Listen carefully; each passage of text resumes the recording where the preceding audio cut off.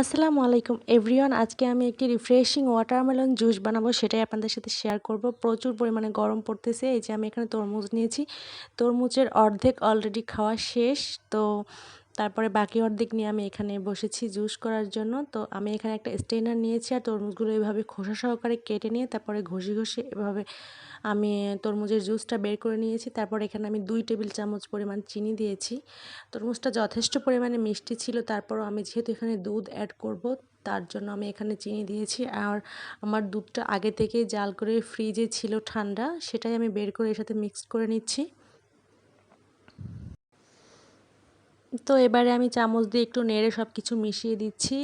যেহেতু আমি ব্লেন্ডারে দেইনি এটা, যার কারণে চিনিটা যাতে গলে যায়। আর এ পর্যায়ে আমি বরফ কুচি দিয়ে দিয়েছি কিছুটা, আর এখানে আমি কিছুটা তরমুজ রেখেছিলাম আলাদা, সেগুলো কুচি করে এর ভেতরে দিয়ে দিব। এই তরমুজের জুস ইউটিউব কিংবা ফেসবুকে অহরহ আছে, এক একজন এক একভাবে তৈরি করে। আসলে আমি আমার মতো করে করেছি। আমরা আসলে প্রত্যেকেই রান্না করি একই জিনিস, অথচ দেখা গেল এক একজনের রান্না বা এক একজনের হাতের রেসিপি এক এক রকমের। তো এটাই আর কি, আমি আমার মতো করে করেছি। আর আমার বাসায় তরমুজ সেভাবে কেউই পছন্দ করে না, আমি একাই একটু বেশি পছন্দ করি, যার কারণে এই 2টা গ্লাস সম্পূর্ণ আমিই খেয়েছিলাম আর আমার অনেক ভালো লেগেছিল।